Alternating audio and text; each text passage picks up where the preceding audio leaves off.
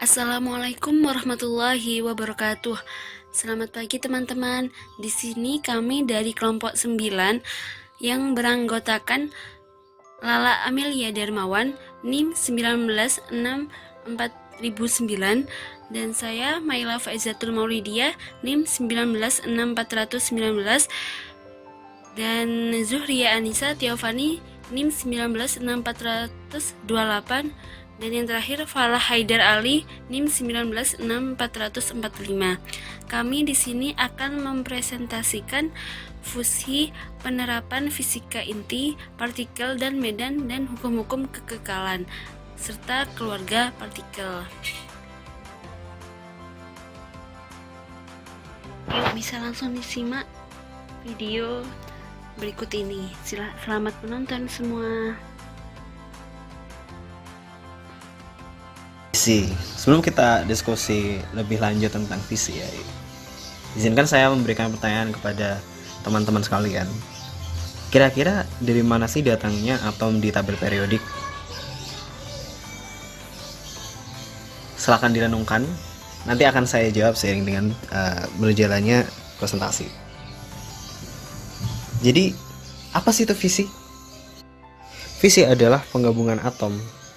Jadi ketika atom bertemu kemudian mereka melebur, kolab, maka itu adalah reaksi fusi. Berbeda dengan reaksi fisi, jadi di mana atom itu dipecah gitu ya. Dari atom 1 dipecah jadi 2. Kalau fusi itu adalah penggabungan atom. Oke. Terus apa saja syarat terjadinya fisi gitu kan ya. Nah, syarat terjadinya fisi itu adalah mengeluarkan energi kinetik yang sangat tinggi. Ya, menggunakan kelajuan yang sangat tinggi ya. Jadi perlu energi kinetik yang sangat tinggi. Nah, dan energi kinetik tinggi itu berarti suhu yang sangat tinggi ya, sesuai dengan persamaan kinetik energi kinetik partikel gitu. Nah, jadi untuk menggabungkan menggabungkan atau supaya reaksi fisi itu bisa terjadi, itu adalah dengan tingginya suhu. Nah, lalu gimana syarat visi ini mungkin terpenuhi gitu kan ya. Jadi sebelum adanya manusia, sebelum adanya kita nih, ini energi ekstrim macam apa yang memungkinkan terjadinya visi gitu kan ya. Nah, ternyata reaksi visi itu adalah reaksi yang sangat lumrah terjadi di tungku inti bintang. Jadi bintang itu dia bisa mengeluarkan cahaya, dia bisa mengeluarkan energi, karena sebenarnya di dalam bintang itu terjadi reaksi termonuklir, reaksi fisi yang terus-terusan terjadi. Nah, sebelum kita sampai situ ya, bagaimana mungkin bintang itu punya energi yang sangat tinggi, punya panas yang sangat tinggi? Karena bintang itu memiliki tarikan gravitasi yang sangat besar sehingga memaksa atom-atom untuk saling berhimpit menuju ke tengah. Perumpamaan yang bisa kita gunakan itu apabila bayangkan dalam suatu ruangan gitu ya, terdapat beberapa orang, anggaplah 20 orang. 2 orang ini ketika disebarkan maka tidak akan terasa pengap. Tapi ketika 20 orang ini dipaksa untuk berdesak-desakan, dipaksa ditekan untuk berdesak-desakan, maka orang-orang itu akan merasa panas. Itu sama halnya terjadi juga di partikel. Jadi ketika partikel dipaksa untuk berdesakan ke arah inti bintang, inti gravitasi bintang, maka akan terjadi suhu yang tinggi. Dengan suhu yang tinggi, maka pada kedalaman tertentu dengan tekanan yang lebih besar dan suhu yang lebih besar, reaksi fusi itu terjadi. Jadi reaksi fusi yang paling lumrah terjadi adalah reaksi antara hidrogen dan hidrogen ya. Atom dengan konfigurasi paling sederhana, dari atom hidrogen menjadi atom helium. Jadi seperti itu. Nah, dari situ sebenarnya mungkin terjadi fusi lagi. Fusinya bagaimana? Menjadi atom yang lebih berat. Jadi dari hidrogen ke helium, dari helium nanti bisa ke silikon, dari silikon bisa ke besi, dari besi ke emas, dan selanjutnya dan selanjutnya. Maka dari situ kita bisa mengetahui bahwa sebenarnya atom-atom di tabel periodik itu datangnya adalah dari reaksi termonuklir di inti bintang. Nah, bagaimana cara yang mereka sampai ke bumi? Boom, ada nova atau supernova, jadi nebula jadi bintang, siklus lagi, menyebar lagi sampai akhirnya masuk ke sistem tata surya kita. Jadi dari situ sebenarnya. Jadi sebenarnya reaksi fusi itu awal apa ya, lumrah sekali terjadi di inti bintang gitu. Maka pertanyaan, apakah juga terjadi di matahari? Iya, juga terjadi di matahari. Juga terjadi di matahari. Nah, salah satu residunya adalah energi. Bukan residu, salah satu reaksinya itu adalah energi. Jadi ketika atom itu berfusi, maka terjadi energi Q-nya itu ya. Mari kita bisa lihat di contoh soal ini ya. Di situ ada dua atom hidrogen yang kemudian menjadi atom helium. Nah, kemudian ada energi reaksinya, yaitu energi reaksi fusinya itu nanti yang kita hitung. Nah, dari situ kita bisa mengetahui bahwa ternyata menggunakan kalkulasi tadi itu energi reaksinya adalah 17,58 mega elektron volt. Jadi seperti itu. Penerapan fisika inti. Penerapan fisika inti dapat kita lihat dalam bidang kedokteran. Contohnya yaitu radioterapi atau terapi radiasi, merupakan salah satu langkah pengobatan yang dilakukan untuk menangani kanker. Radioterapi dilakukan dengan mesin khusus yang memanfaatkan sinar X sebagai energi untuk membunuh sel kanker. Karena pengobatan ini dianggap paling efektif mengatasi penyakit kanker dan berbagai jenis tumor jinak. Radioterapi mampu merusak pertumbuhan sel kanker dengan cara menghancurkan materi genetika dari sel kanker. Cara kerjanya yaitu dengan sebuah mesin akan memancarkan radiasi, biasanya yaitu sinar X, intensitasnya tinggi. Radiasi akan diarahkan pada bagian tubuh yang terkena kanker. Kedua, dapat kita lihat dalam mendiagnosa penyakit. Untuk mendiagnosa masalah penyakit dan yang lainnya, biasanya digunakan ronsen. Gunanya untuk mengambil gambar atau foto bagian dalam tubuh untuk keperluan diagnosa yang lebih akurat. Adapun yang dapat didiagnosa yaitu cedera, infeksi, patah tulang, radang sendi, pembusukan gigi, osteoporosis, atau kanker tulang, dan lain-lainnya. Cara kerjanya yaitu dengan cara mesin akan mengirimkan gelombang radiasi elektromagnetik secara singkat ke tubuh untuk memindai kondisi tubuh bagian dalam. Radiasi yang diserap oleh masing-masing bagian tubuh akan berbeda-beda. Inilah nantinya yang membuat hasil foto X-ray menampakkan perbedaan warna dari putih, abu-abu hingga hitam.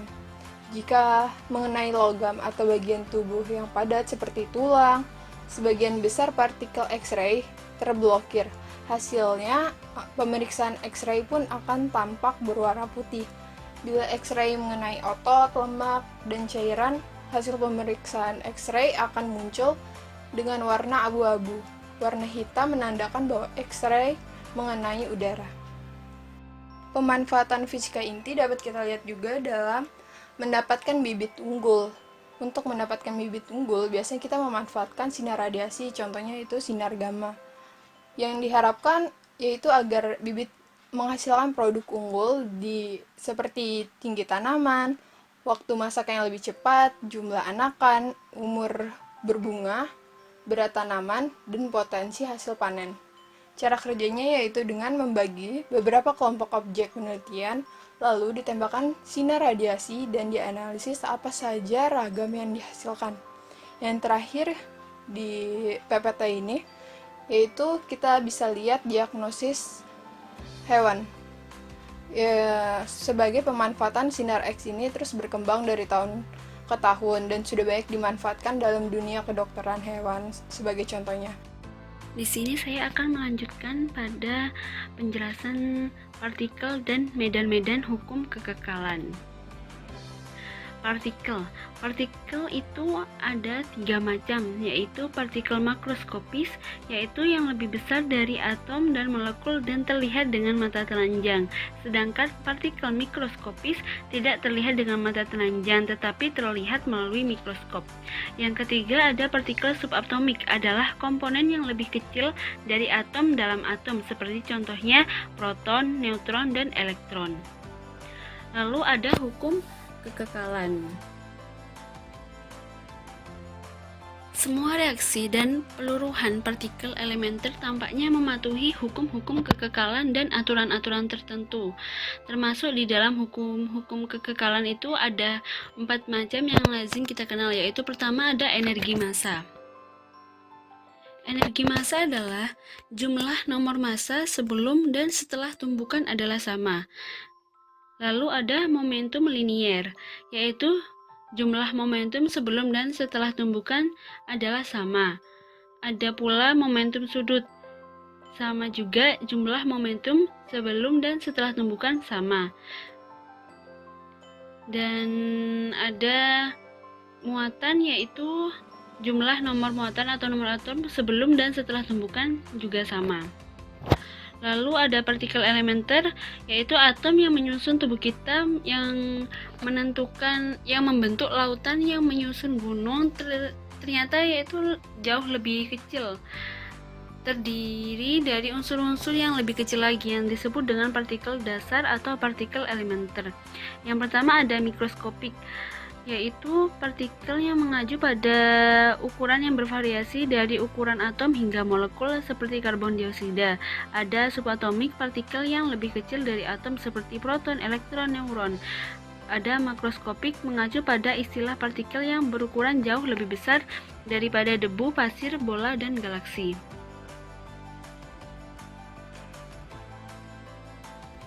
Selanjutnya, saya akan menjelaskan tentang keluarga partikel. Atom yang menyusun tubuh kita, yang membentuk lautan, serta yang menyusun gunung, ternyata terdiri dari unsur-unsur yang lebih kecil lagi, yang disebut dengan partikel dasar atau partikel elementer. Dengan demikian, bisa dikatakan bahwa semua benda yang berada di alam ini tersusun dari partikel-partikel elementer. Dewasa ini lebih dari 30 buah partikel, dan partikel elementer yang berusia panjang telah terdeteksi secara eksperimental. Sebuah partikel memiliki massa dan spin yang sama seperti yang dimiliki partikel yang berkaitan. Namun sifat-sifat elektromagnet keduanya seperti muatan dan momen magnetnya saling berlawanan. Berdasarkan interaksi kuat, partikel digolongkan menjadi lepton dan hadron. Lepton merupakan partikel yang tidak berinteraksi kuat. Contohnya yaitu elektron dan neutrino. Sedangkan hadron merupakan partikel yang dapat berinteraksi kuat. Contohnya yaitu nukleon. Hadron dapat dibagi lagi berdasarkan perilaku statiknya, fermion atau boson, yaitu meson dan baryon. Meson merupakan hadron yang berspin bulat atau boson. Contohnya yaitu pion dan kaon. Sedangkan baryon merupakan hadron yang berspin kelipatan ganjil dari setengah fermion. Contohnya yaitu nukleon, partikel lambda, sigma, dan omega. Menurut para ilmuwan, semua materi di alam semesta ini tersusun atas 12 partikel elementer yang tidak dapat dibagi-bagi lagi. Partikel-partikel tersebut dianggap tidak mempunyai struktur lagi sehingga dianggap berbentuk seperti titik. Ada 2 keluarga partikel elementer tersebut, yaitu keluarga lepton dan keluarga quark. Masing-masing keluarga memiliki 6 anggota. Sebagian besar materi di bumi tersusun atas 2 jenis quark, yaitu up and down, serta 1 jenis lepton, yaitu elektron. Quark up dan quark down akan menyusun proton dan neutron di dalam inti atom, dan elektron akan mengorbit di sekitar inti atom. Partikel-partikel elementer yang lain biasanya ditemukan di lingkungan yang berenergi tinggi atau tidak dapat ditemukan di kehidupan kita sehari-hari.